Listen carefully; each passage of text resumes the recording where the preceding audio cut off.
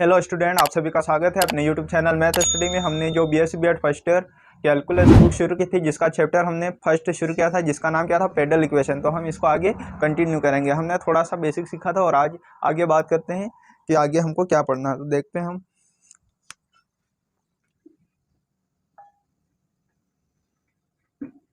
आज हम पढ़ने वाले हैं रिलेशन, मतलब कार्तीय फॉर्म, कार्तीय निर्देशांक और ध्रुवीय निर्देशांक के मध्य संबंध मतलब फाइंड आउट करेंगे। तो देखते हैं कैसे होता है। ठीक है,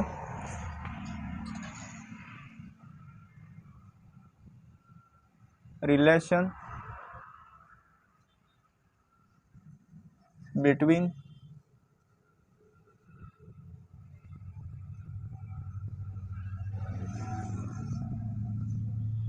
कार्टेशियन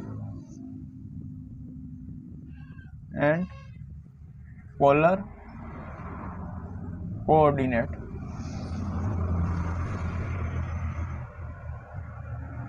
ठीक है, दोनों के मध्य, इसको हिंदी में बोलते हैं हम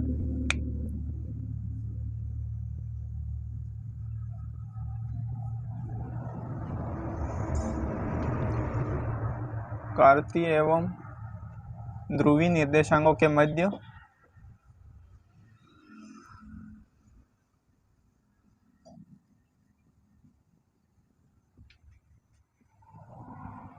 संबंध।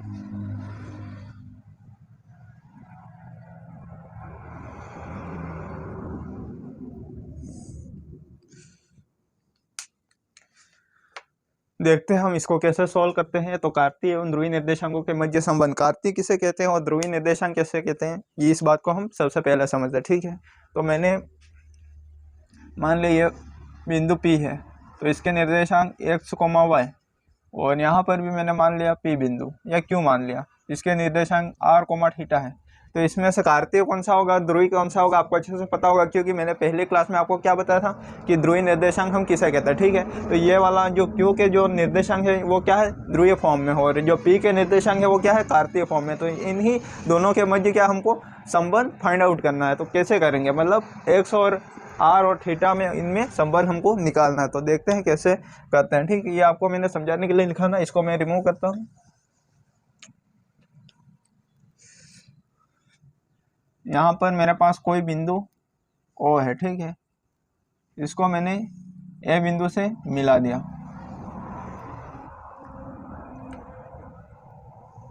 यहाँ पर मेरा P बिंदु है, जिसको मैंने O बिंदु से मिला दिया। ठीक है, इस A को मैं थोड़ा कम कर देता हूँ ताकि हमारे पास क्या है, त्रिभुज बन जाए। ठीक है, हम चतुर्थांश लेके इसको हल करते हैं, मतलब समझने में थोड़ा इजी रहेगा। इसको हम बोलते हैं चतुर्थांश। ये हमारा बिंदु हो गया O, यहाँ पर मैंने मान लिया बिंदु A है, और यहाँ पर स्थित है कोई बिंदु P। ठीक है, मैंने O को P से मिला दिया, P बिंदु है। ठीक है, इसको मैंने A बिंदु से मिला दिया, यहाँ पर A बिंदु है। ठीक है, ये हमारे पास A बिंदु है। ठीक है, मिला दिया। अब क्या हुआ, इस दूरी को मैं क्या मान लेता हूँ, x मान लिया। इस दूरी को हम कितना मानते हैं, y मानते हैं। तो P के निर्देशांक यहाँ से क्या हो जाने वाले, x और y। x वाला पहले लिखते हैं, x y हो गया निर्देशांक। अब बात करते हैं यहाँ पर क्या होने वाला है, हमारे पास थीटा बनने वाला है, कोण बनेगा। अब यहाँ पर कितना कोण बनेगा ये आपको पता है क्या, कोई भी एग्जैक्ट नहीं बता सकता, क्योंकि ये कोण कितना बन रहा है ये हम नहीं बता सकते हैं, और मैं भी नहीं बता सकता और आप भी नहीं बता सकते। ठीक है, तो यहाँ पर मैंने मान लिया ये थीटा कोण बना है। ठीक है, ये थीटा कोण बना है। यहाँ से O बिंदु से P बिंदु तक जाने में जो दूरी लगी हमको r मान लिया। ठीक है, ये तो हो गए कार्तीय फॉर्म में निर्देशांक। अगर ध्रुवीय फॉर्म में बात करें, इस P के निर्देशांक क्या होंगे हमारे पास, ध्रुवीय फॉर्म में होंगे r, थीटा होंगे। ठीक है, तो हम क्या करने वाले हैं, यहाँ से x की वैल्यू फाइंड आउट करेंगे और y की वैल्यू फाइंड आउट करेंगे। तो कैसे निकालेंगे, तो इजी है, हार्ड नहीं है, आप आराम से समझ जाओगे। तो हम आगे बढ़ते हैं, इसको मैं थोड़ा रिमूव करता हूँ।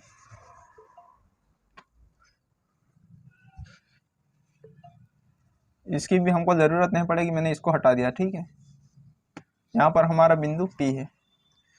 अब बात करते हैं आगे, हमको x की वैल्यू निकालनी है। x किस में आता है, आधार बटे कर्ण।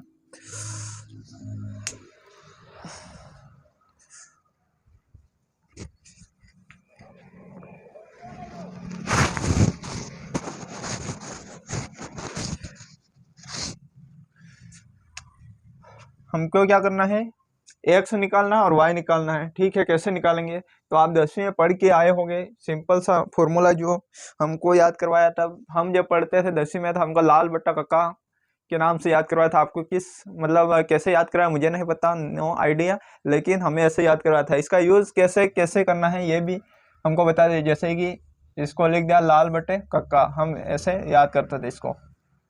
तो जब लाल बटे कक्का, तो इसका यूज़ कैसे करते थे, हमारे पास 6 फलन होते थे, साइन थीटा, कोस थीटा और टेन थीटा और कोसेक थीटा, सेक थीटा और कॉट थीटा। जब साइन थीटा निकालना हो, कोस थीटा निकालना, टेन थीटा निकालना होती है, जैसे ये फर्स्ट सेकेंड थर्ड ऐसे ही चलते हैं, तो वैसे ही इनका यूज़ होगा। जैसे कि जब साइन निकालना हो तो लंब बटे कर्ण, कोस निकालना हो तो आधार बटे कर्ण, और जब टेन थीटा निकालना हो तो लंब बटे आधार। लेकिन यहाँ पर क्या हो जाएगा, उल्टा हो जाएगा। इसका उल्टा मतलब यहाँ पर साइन में लंब बटे कर्ण है, हम जानते हैं साइन का रेसिप्रोकल ही क्या होता है, कोसेक थीटा होता है। मतलब मैं साइंस को ये लिख सकता हूँ कोसेक थीटा,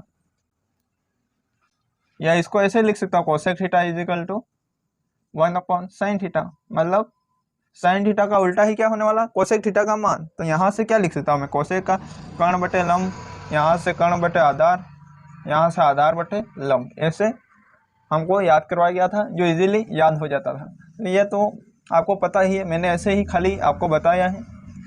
ये आपको अब तो कॉलेज में आ गया तो आपको सिंपल सी बात है, ये आपको याद ही होगा। ठीक है, तो हम इसका यूज़ करेंगे। कैसे यूज़ करना है, हमको क्या निकालना है, एक्स की वैल्यू। एक्स क्या है, हमारे पास आधार है। देखो ये थीटा के सामने जो भुजा, इसको हम क्या बोलते हैं, लंब बोलते हैं, और थीटा से सटी हुई भुजा को हम क्या बोलते हैं, आधार बोलते हैं, और सबसे बड़ी भुजा को क्या बोलते हैं, कर्ण बोलते हैं। ठीक है, तो हम क्या निकालने वाले हैं, सबसे पहले एक्स की वैल्यू। एक्स कब आएगा, बात करते हैं एक्स, ये आधार है, हमको क्या करना, आधार और कर्ण को लेना है। तो आधार और कर्ण किस में आता है, ये आपको अच्छे से पता होगा। कोस थीटा की बात करें तो उसमें आधार बटा कर्ण आता है, और हम कोस थीटा का यूज़ करेंगे। हमारे पास एंगल कितना, थीटा है, तो मैंने क्या लिया, cos theta is equal to क्या लेते हैं हम, लंब नहीं सॉरी आधार बटे कर्ण। आधार कितना हमारे पास, ओ ए है, कर्ण कितना है, ओ पी है। यहाँ से हमारे पास क्या हो जाएगा, ओ ए कितना हमारे पास एक्स है, ओ पी कितना है, आर है। तो यहाँ से मैं लिख सकता हूँ cos theta is equal to x upon r. यहाँ से एक्स की वैल्यू क्या निकल के आने वाली हमारे पास, आर कोस थीटा। तो ये हमारी समीकरण फर्स्ट हो गई। ठीक है, अब बात करते हैं, एक्स की वैल्यू तो निकल गई, अब किसकी हम निकालेंगे, वाई की निकालेंगे। और वाई की निकालने के लिए क्या करेंगे, वाई कहाँ पे हमारे पास, लंब में है, तो लंब निकालना, लंब किस में आता है, लंब बटे कर्ण किस में आता है, ये हमको पता करना। तो लंब बटे कर्ण हमारे पास आता है साइन थीटा में, लाल बटे का, तो लंब बटे कर्ण किस में आएगा, साइन थीटा में आएगा। तो हम यहाँ पर किसका यूज़ करने वाले हैं, साइन थीटा का। Sine theta is equal to क्या होता है हमारे पास, लंब बटे कर्ण, और लंब हमारे पास क्या है, ए पी है। कर्ण की बात कर रहे हैं तो वही same O P, A P हमारे पास है वाई, और ओ पी है हमारे पास आर। तो यहाँ से मैं sine theta is equal to क्या लिख सकता हूँ, sine theta is equal to y upon r. तो यहाँ से वाई की वैल्यू क्या निकल के आएगी हमारे पास, आर साइन थीटा। इसको मैंने समीकरण 2 मान लिया। समीकरण 1 व 2 का यूज करके हम क्या निकालने वाले हैं, यहाँ पर आर 1 और 2 का यूज करके हमको क्या करना, आर और थीटा निकालना। आर और थीटा कैसे फाइंड आउट करेंगे, तो हम इन 2 समीकरणों का यूज करके ही आर और थीटा का मान फाइंड आउट करने का फॉर्मूला बनाएंगे। कैसे, सबसे पहले हम क्या करेंगे, यह 2 समीकरण है, तो 2 समीकरणों का मैं क्या करूँगा,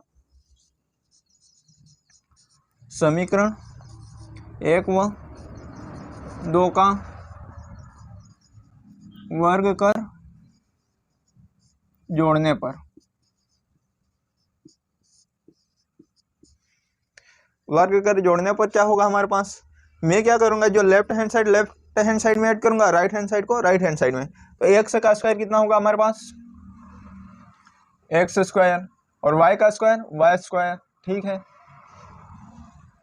आर कोस थीटा का स्क्वायर कितना होगा, मैं यहाँ लिख देता हूँ डायरेक्ट, आर कोस थीटा का स्क्वायर प्लस, और क्या हमारे पास, आर साइन थीटा का स्क्वायर। यहाँ से हमारे पास क्या निकल के आएगी, मैं इसको इधर ले आऊँ और इसको इधर ले जाऊँ, कोई डिफरेंट होगा नहीं, क्योंकि इक्वल के साइड दोनों को मैं इधर ले आऊँ, इधर पलट दिया मैंने। ठीक है, ऐसा इसलिए कर रहा हूँ क्योंकि हमको आर की वैल्यू फाइंड आउट करनी है, और आर इधर रहेगा तो हमको अच्छा नहीं लगेगा, क्या देखने में अच्छा नहीं लगेगा, तो हम क्या करेंगे, इसको इधर ले आएंगे। तो यहाँ से हमारे पास क्या हो जाएगा, r square cos square theta plus r square sine square theta, और इधर हमारे पास क्या है, x square plus y square. यहाँ से मैं आर स्क्वायर को कॉमन लूँगा तो क्या बचने वाला हमारे पास, sine square theta plus cos square theta.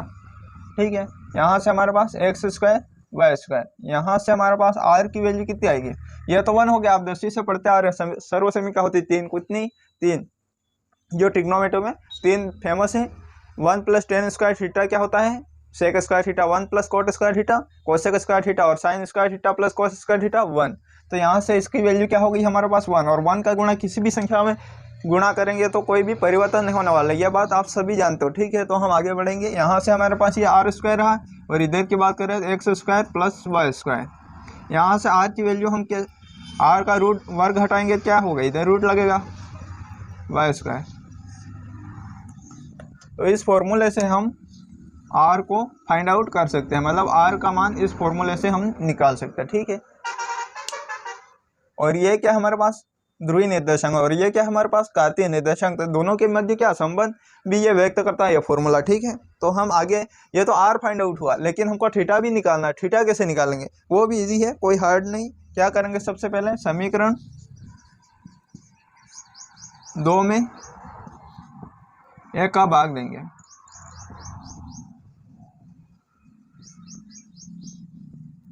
देने पर क्या है हमारे पास 2, ये है आर साइन थीटा अपॉन, इधर क्या है राइट हैंड साइड में आर कोस थीटा, इधर क्या है हमारे पास y अपॉन एक्स, और आप सब जानते हैं आर से आर कैंसल, और sine theta upon cos theta क्या होता है ये सबको पता है। तो इसको मैं क्या लिख सकता हूँ, टेन थीटा। यहाँ से हमारे पास y अपॉन एक्स, और थीटा की वैल्यू निकाल के आने वाली हमारे पास tan inverse y upon X. ठीक है, तो ये हमारा थीटा निकल के आएगा, इस फॉर्मूले के बेस पे हम थीटा निकाल सकते हैं। तो हमको थीटा और आर की वैल्यू फाइंड आउट करने के लिए क्या चाहिए, यदि एक्स और वाई हो तो हम इजीली थीटा और आर का मान निकाल सकते हैं। तो ये आप इतना नोट कर सकते हो, मैं थोड़ा साइड में हट जाता हूँ, आप स्क्रीनशॉट ले सकते हो, फिर हम आगे बढ़ते हैं। ठीक है,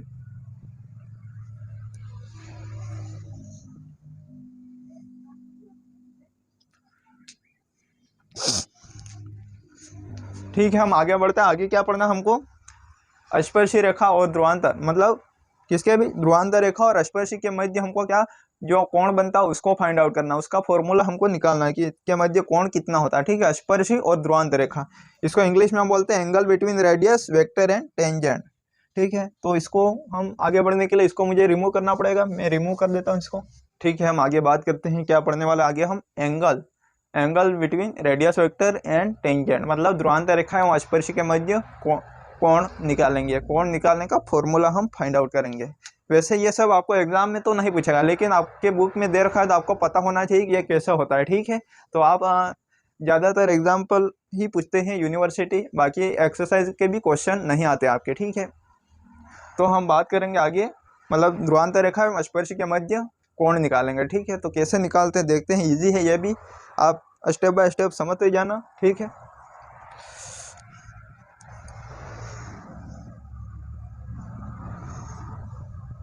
एंगल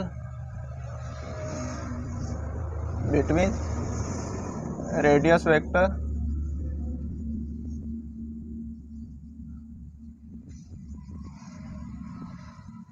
एंड टेंजेंट।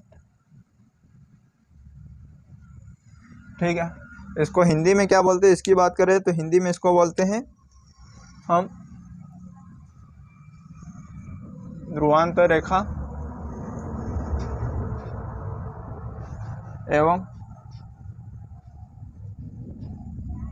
स्पर्शी के मध्य कोण, इसको हम हिंदी में क्या बोलते हैं, ध्रुवांतर रेखा एवं स्पर्शी के मध्य कोण। तो ठीक है, हम इसको सोल्व आउट करेंगे, हम कैसे करते हैं इस बात पर। सबसे पहले तो इसमें क्या चित्र इंपॉर्टेंट है, यदि आपको चित्र अच्छे से समझ में आ गया और क्या क्या हो रहा है ये पता है तो आप इजीली इस डेरिवेशन को मतलब सोल्व आउट कर सकते हो। ठीक है, तो सबसे पहले हम क्या करते हैं, चित्र बनाते हैं।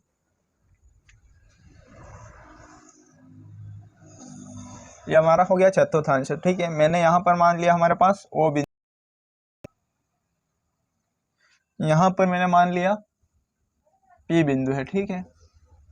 इस ओ को मैंने पी से मिला दिया, ठीक है। अब क्या करें, मैंने यहाँ पर एक वक्र खींचा, क्या हमको वक्र, ये हमारे पास क्या है, वक्र है, ठीक है। इस वक्र पे मैंने स्पर्श रेखा खींची, एक स्पर्श रेखा, ये मेरी क्या हो गई, थोड़ा टेढ़ा है, आप एडजस्ट कर लेना, थोड़ा टेढ़ा ही बन रहा है मेरा को। एक मिनट, इसको हम अच्छे से बनाते हैं, क्योंकि चित्र समझ में आएगा तभी आप इसको कर पाओगे इजीली। ये हमारा पी बिंदु हो गया, यहाँ से मैंने एक वक्र है मेरा ये, ठीक है। तो मैंने क्या किया, इस वक्र पर एक स्पर्श रेखा खींची, ठीक है। ये मेरी स्पर्श रेखा हो गई, यहाँ पर मेरा बिंदु है पी बिंदु, ठीक है। ये हमारा पी बिंदु है। क्या बोल रहा क्वेश्चन, ध्रुवांतर रेखा एवं स्पर्शी के मध्य, स्पर्शी क्या है, स्पर्श रेखा, और स्पर्श रेखा क्या है हमारे पास, ये वाली है। तो इसके मध्य जो कोण बनेगा वो हमको फाइंड आउट करना है। तो ये कोण हमारा कितना होगा, फाई, और फाई हमको निकालना। यहाँ पर आप सब जानते हो कितना कोण बन रहा है, थीटा। यहाँ की बात करें, एक बार मैं नामकरण दे देता हूँ, ये ओ हो गया, ये हमारे पास टी हो गया, ये टी डैश हो गया, और ये पी, ठीक है। अब जो जो भी हो रहा वो हमको लिखना है, ठीक है। सबसे पहले तो क्या किया वो लिखना है हमको, स्टेप बाय स्टेप आगे बढ़ना, ठीक है। सबसे पहले ये थोड़ा मैं रिमूव कर देता हूँ, ये हमारे पास साई कोण बनेगा, ठीक है, साई।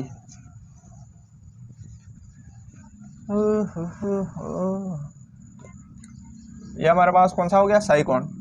अब बात करते हैं आगे की।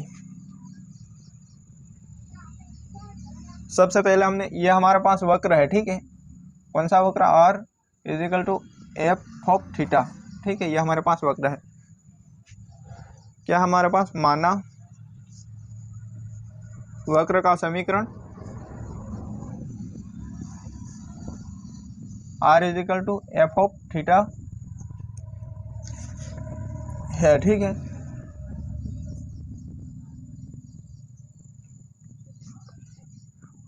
बिंदु P क्या है, बिंदु P, इसके निर्देशांक क्या है हमारे पास, ध्रुवीय फॉर्म की बात कर रहे हैं हम, तो आर कोमा थीटा होंगे इसके निर्देशांक। बिंदु P आर कोमा थीटा,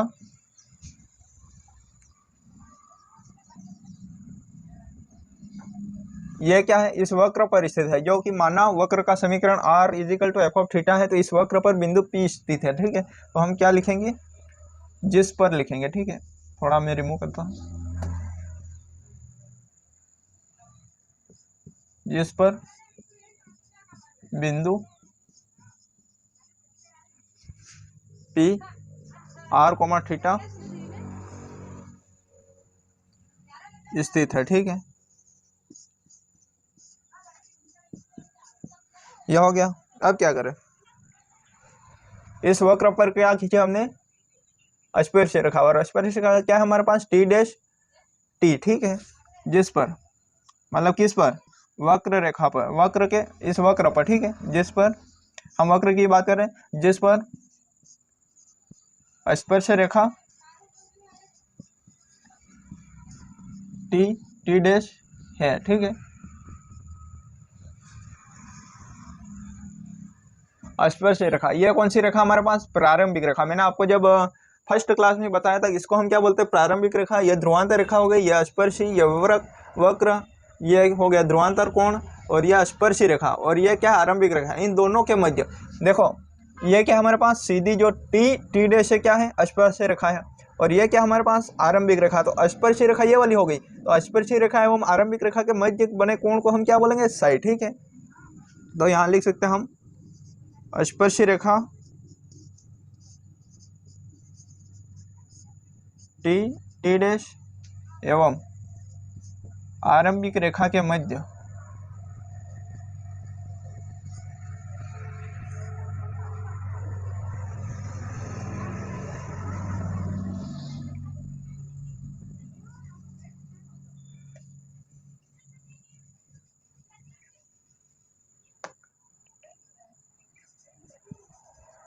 रेखा के मध्य कोण क्या है हमारे पास, साई, ठीक है, कोण साई है। ये हमारा सही हो गया। अब क्या करें, ये तो लिखने वाला काम खत्म हो गया। अब बात करते हैं हम आगे की, ठीक है। अब सोल्व आउट करेंगे। अब कैसे सोल्व आउट करेंगे, इस चित्र से आपको कुछ भी याद नहीं करना, और ये जो लिखा वो भी चित्र से, जो चित्र में हो रहा वही मैंने यहाँ पर लिखा है, और आपको भी ऐसे एग्जाम में लिखना है। लेकिन ये एग्जाम में बहुत रेयर कंडीशन है, पूछेगा, आपको पूछेगा नहीं, लेकिन इसमें जो हम फॉर्मूला जो फाइंड आउट करेंगे उसके बेस पर आपको क्वेश्चन पूछेंगे, ठीक है। तो हम आगे बढ़ते हैं। इस त्रिभुज कौन सा त्रिभुज बन रहा है हमारे पास, OPT, ठीक है। त्रिभुज OPT से आप सब जानते हो, क्या जानते हो, पता होगा आपको कि त्रिभुज के दो अंतःकोणों का योग कितना होता है, एक बाह्य कोण के बराबर होता है। तो यहाँ पर सेम इस त्रिभुज में हम OPT की बात कर रहे थे, इस त्रिभुज में अंतःकोण कौन कौन से और बाह्य कोण कौन से, ये आपको साफ दिख रहा होगा। अंतःकोण की बात करें, ये थीटा और फाई क्या है, अंतःकोण है, और बाह्य कोण की बात कर लीजिए साई है। तो बाह्य कोण किसके बराबर होता है, दो अंतःकोणों के योग के बराबर। हमको एक कोण तो अंतः पता नहीं, या दो अंतःकोण पता है, और इनका योग कितना होता है, एक बाह्य कोण के बराबर। तो मैं यही लिख रहा हूँ यहाँ पर, ठीक है। त्रिभुज OPT से साई इक्वल टू क्या होता है, थीटा प्लस फाई। ये कैसे हुआ, मैं यहाँ पर लिख देता हूँ, ठीक है। चूँकि हम जानते हैं कि दो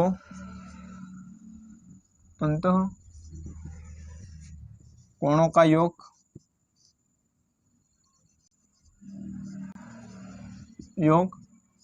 बाह्य कोण के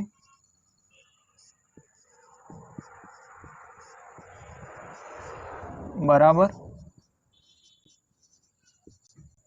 होता है, ठीक है। ये हो गया हमारा इतना। अब इसको मैंने नाम दे दिया समीकरण 1, ठीक है। और समीकरण 1 का ही हम यूज आगे करने वाले हैं। कैसे करेंगे देखते हैं हम। मैंने क्या किया, समीकरण 1 के दोनों तरफ क्या ले लिया, 10 ले लिया। 1 के दोनों तरफ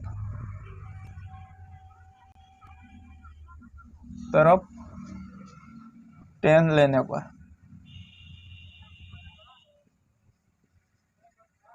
10 लिया तो क्या हुआ, हम दोनों तरफ 10 लेंगे तो क्या होगा हमारे पास, यस इस फॉर्म में हो जाएगा convert. 10 psi is equal to 10 theta plus phi, इस फॉर्म में कन्वर्ट होगा। अब बात करते हैं आगे की, इसको कैसे आगे और बढ़े, ठीक है।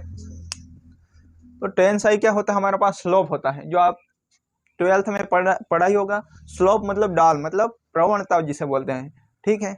dy/dx, ठीक है। आप पढ़ के आए होंगे प्रवणता किसे कहते हैं, dy/dx। तो मैं यहाँ पर 10 साई की जगह क्या लिख सकता हूँ, यहाँ पर मैं लिख देता हूँ, चूंकि 10 साई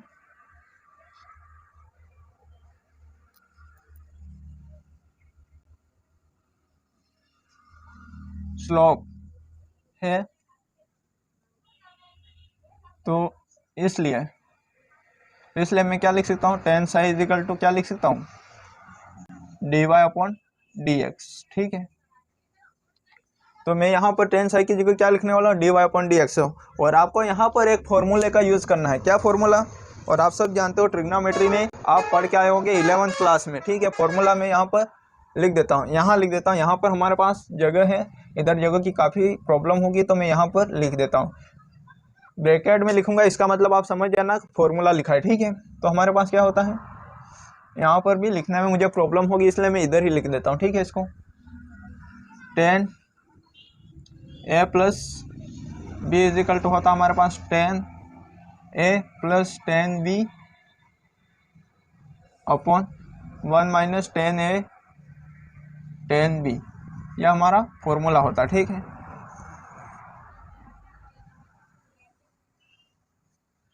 ये हमारे पास क्या फॉर्मूला होगा, इस फॉर्मूले का यूज करेंगे, और 10 साइज की जगह में क्या रखने वाला हूँ, dy/dx।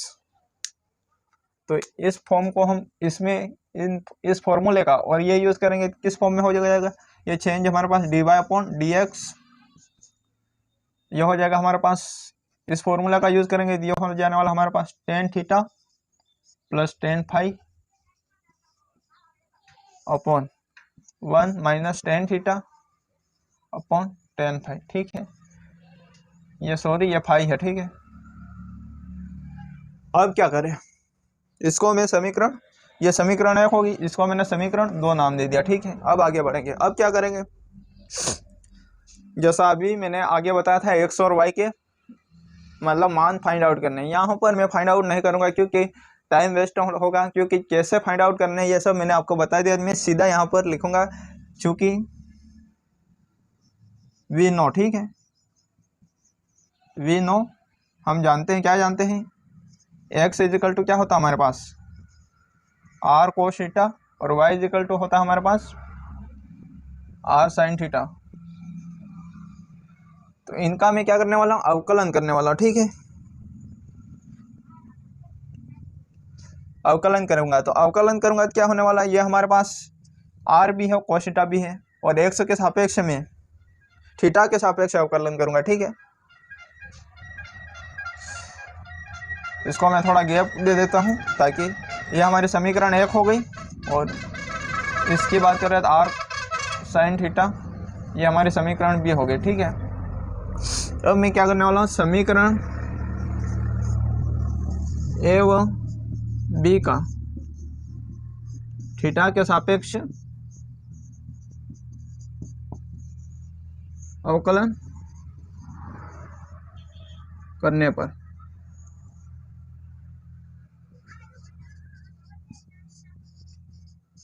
ठीक है, अवकलन करूंगा तो ये मेरे पास क्या होने वाला है, देखो जरा। फर्स्ट तो समीकरण 1 का कर लेते हैं हम। समीकरण 1 का करने पर हमको प्राप्त होगा D x upon d theta. ऐसा क्यों कर रहे हैं ये भी मैं आपको बताऊंगा, क्योंकि हमको यहाँ पर क्या करना है, d y upon D x की वैल्यू फाइंड आउट यहाँ से करके इसमें रखना है, और इक्वल करके हमको क्या करना है, जो ध्रुवांतर रेखा एवं स्पर्शी के मध्य जो कोण है वो फाइंड आउट करना, ठीक है। तो हम आगे बढ़ेंगे। इसका अवकलन कैसे होगा, ये आर हो और ये कोस थीटा है, तो यू डॉट वी से होगा, जो आप जानते हो, पहले का अवकलन, दूसरा एज इट इज, दूसरा का अवकलन, और पहला एज इट इज। तो मैं क्या कर रहा हूँ, यहाँ पर पहला एज इट इज हो गया हमारे पास, और कोस थीटा का अवकलन कितना होता है, माइनस का साइन थीटा, ठीक है, आर साइन थीटा। अब बात करते हैं cos theta as it is रहेगा और आर का अवकलन, ठीक है। तो यहाँ से क्या होगा, प्लस का प्लस, और मैं आर को मतलब अवकलन करूंगा तो कैसे लिखेंगे, जैसे कि मैं यहाँ पर बताया, आर का अवकलन क्या होगा, थीटा के सापेक्ष में D R upon d theta, ठीक है। तो इसको मैं क्या लिखने वाला, आर डैश ही लिखूंगा, ठीक है। और आप सब जानते हो आर डैश का मतलब आर का अवकलन, ठीक है। तो मैं यहाँ पर क्या लिखने वाला, ताकि हमको जगह की दिक्कत होगी और मतलब लिखने में भी थोड़ा इजी लगेगा, ठीक है। तो मैं यहाँ क्या लिखने वाला हूँ, आर डैश की जगह ये D R upon d theta की जगह क्या लिखने वाला, आर डैश। मतलब आर डैश का मतलब भी आप समझ जाना कि ये हमारे पास क्या है, D R upon d theta होगा, ठीक है। तो इसको मैं रिमूव कर देता हूँ। यहाँ पर क्या होगा हमारे पास, आर डैश कोस थीटा, ये हो गया। अब हम, ये अभी पूरा हुआ नहीं है, समीकरण ए का तो अवकलन कर दिया, लेकिन बी का भी हमको करना पड़ेगा, ठीक है। तो बी का अवकलन करते हैं। बी का अवकलन क्या होगा, d y upon d theta, r as it is, sine theta का कोस थीटा हो गया, प्लस का plus, sine theta as it is, और आर का अवकलन आर डैश साइन थीटा, ये हो गया। इसको मैंने नाम दे दिया डी। कुछ भी आप समीकरण का नाम कुछ भी आप अपने अकॉर्डिंग दे सकते हो, इसमें कोई भी आपको प्रॉब्लम नहीं होगी, ठीक है। मैंने क्या दे दिया, ये ए और बी दे दिया था, तो मैंने सी और डी दे दिया। अब सी और डी से मतलब क्या करेंगे हम, समीकरण डी में सी का भाग देंगे, भाग देने पर, ठीक है। अब कैसे होगा, ये छोटे बच्चों की तरह तो मैं भाग देना आपको यहाँ पर नहीं सिखाऊंगा, ठीक है, क्योंकि इसमें हमें टाइम वेस्ट होगा हमका, क्योंकि आप कॉलेज में आ गए तो आपको सबको इजीली आता ही होगा कैसे भाग दिया जाता, ठीक है। तो मैं सीधा लिख रहा हूँ कि ये ऊपर जाएगा वो नीचे आएगा, वो हम नहीं करने वाले, ठीक है। तो इसमें भाग दिया मैंने डी थीटा, यहाँ से हमारे पास ये हो जाएगा D theta upon D x, और ये हमारा इसमें भाग जाएगा समीकरण सी का, तो ये हमारे पास हो जाएगा r dash sine theta plus are cos theta, यहाँ से हमारे पास हो जाएगा r dash cos theta minus are sine theta, ठीक है, ये हो गया। यहाँ से ये डी थीटा है और यह भी डी थीटा है, तो यहाँ से ये तो कैंसिल हो गया, तो हमारे पास क्या होगी, dy upon D x r dash cos theta का मैं इसमें डिवाइड करूंगा, क्योंकि हमको ये वाली समीकरण 2 में इसका यूज करना है। यहाँ पर क्या है, टेन थीटा चल रहा है, तो हमको इसको टेन में कन्वर्ट करने के लिए क्या करेंगे, कोस थीटा का डिवाइड करेंगे। ठीक है, तो मैं यहाँ लिख देता हूँ, इसमें अंश व हर में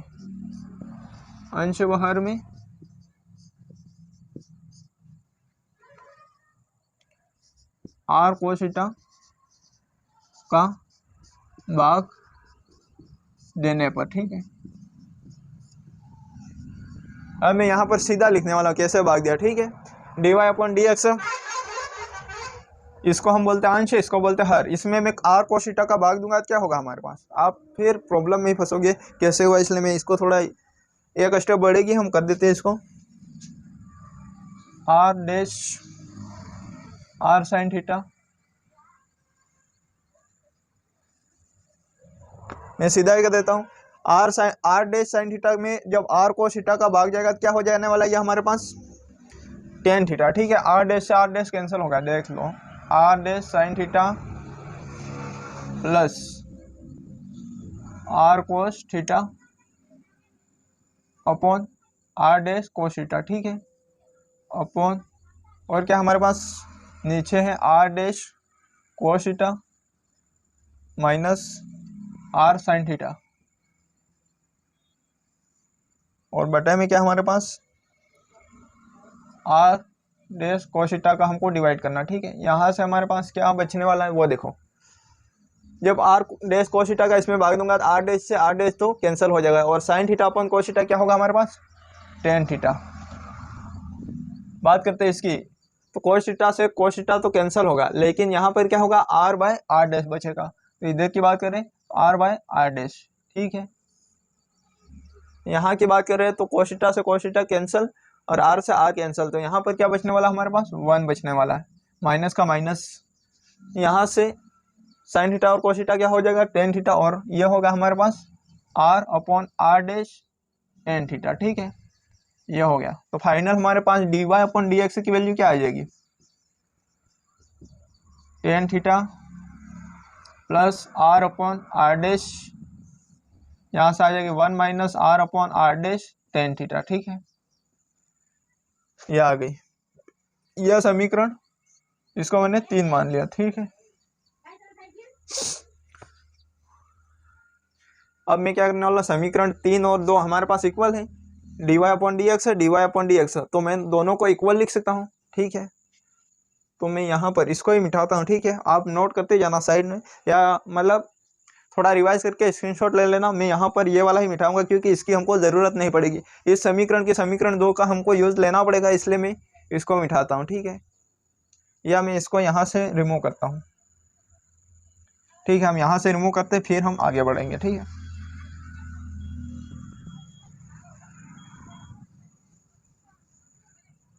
समीकरण 3 व 2 से हमारे पास क्या होगा, हमारे पास ये होगा, मैं यहाँ लिख देता हूँ, समीकरण 2 व 3 से हमारे पास हो जाएगा tan theta is equal to tan phi upon one minus tan theta tan phi. यहाँ पर क्या हमारा dy अपॉन डी एक्स, तो यहाँ पर dy अपॉन डी एक्स की वैल्यू मैं यहाँ इस समीकरण से यहाँ पर रखने वाला हूँ, या ये वाली वैल्यू इधर रख सकते हो, कैसे भी आप कर सकते हो, आपकी मर्जी हो वैसे कर सकते हो, क्योंकि ये दोनों इक्वल है, हमको दोनों को इक्वल लेके मतलब टेन फाई निकालना है। ठीक है, बात इतनी से आपको ध्यान में रखना है। तो यहाँ से मैं इसको क्या लिख सकता हूँ, इक्वल में tan theta plus are upon are dash one minus are upon are dash tan theta. ठीक है, यहाँ से अब ये दोनों इक्वल है हमारे पास, तो यहाँ से मैं कंपेयर करूँगा। ठीक है, कंपेयर करूँगा, टेन थीटा बराबर क्या होने वाला, टेन थीटा, इसकी तो हमको ज़रूरत है नहीं, क्योंकि हमको क्या निकालना है, टेन फाई की वैल्यू फाइंड आउट करना है, जो कि हमारे पास क्या है, फाई क्या था हमारे पास, स्पर्शित तथा ध्रुवांतर रेखा के मध्य क्या है, कौन, फाई है, थीटा थोड़ा है, तो हमको तो फाई निकालना है, थीटा की तो ज़रूरत है ही नहीं हमको, तो हमको इस पर ध्यान भी नहीं देना। ठीक है, हमको क्या ध्यान देना, फाई पर। तो टेन फाई की वैल्यू यहाँ से मैं कंपेयर करूँगा, tan theta is equal to tan theta, tan phi is equal to r upon are dash आने वाला है। तो मैं क्या करता हूँ, इसको रिमूव करता हूँ। ठीक है, हम आगे बढ़ेंगे। आप ये मतलब स्टेप बाय स्टेप नोट करते जाना, रिवाइज करते हुए। ठीक है, और मेरे ख्याल से यहाँ पर इस डेरिवेशन में आपको कोई भी प्रॉब्लम नहीं होनी चाहिए, क्योंकि मैंने इजीली बताया है और आपको अच्छे से समझ में भी आ जाएगा। ठीक है, तो हम इसको रिमूव करते हैं। ठीक है, यहाँ से tan फाइव इजिकल टू क्या आने वाला हमारे पास, tan फाइव इजिकल टू आ गया हमारे पास r/r'। ठीक है, यहाँ से भी मैं इसकी तुलना करूँ, यहाँ से भी फाइव निकालने की कोशिश करूँ तो भी वही आने वाला। कैसे, देखो यहाँ पर माइनस है, यहाँ पर माइनस है, तो माइनस तो हट गया। हमको क्या करना, tan थीटा tan फाइव के इजिकल टू क्या आने वाला, r/r' tan फाइव आने वाला। देखो यहाँ से क्या आने वाला, वो भी सेम ही आएगा।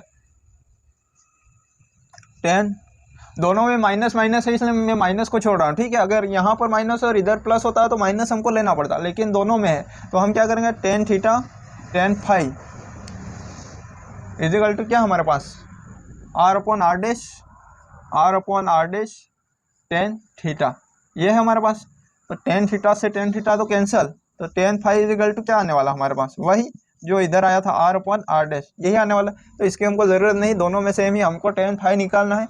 बात इतनी सी आपको ध्यान में रखनी है।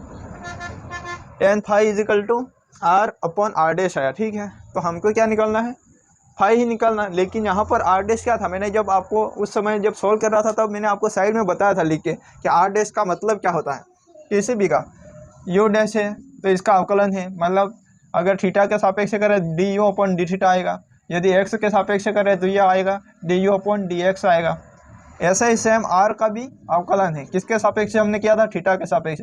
इसकी जगह में क्या लिख सकता है, dr/dθ। ठीक है, तो यही मैं यहाँ पर लिखने वाला हूँ। मैं आपने ये बेसिक जो मैंने आपको समझाया। ठीक है, तो यहाँ पर मैं r' की जगह क्या लिखूँगा, dr/dθ। तो यहाँ से हमारे पास tan फाइव का वैल्यू क्या हो जाएगी, r/dr/dθ, और ये ऊपर जाएगा तो ये हमारे पास क्या हो जाएगा, tan phi is equal to r/dθ/dr। ठीक है, यही हमारा क्या है, ध्रुवांतर रेखा तथा स्पर्श के मध्य कोण। tan फाइव ही ध्रुवांतर तथा स्पर्श के मध्य कोण है, तो ये हमारा फॉर्मूला हो गया। ध्रुवांतर रेखा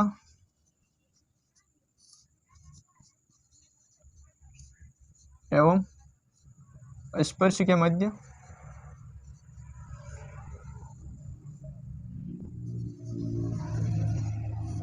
कोण। ठीक है, ये हो गया। ठीक है, आज हमने क्या सीखा था, टॉपिक क्या था हमारे पास, ध्रुवांतर रेखा एवं स्पर्श के मध्य कोण, और यही हमने फाइंड आउट किया था। आई होप, मैं उम्मीद करता हूँ आपको अच्छे से समझ में आया होगा। हम आगे का नेक्स्ट क्लास में सीखेंगे, तब तक के लिए आप सभी का धन्यवाद। और ये हमारी दूसरी क्लास थी, आगे हम तीसरी क्लास में कंटिन्यू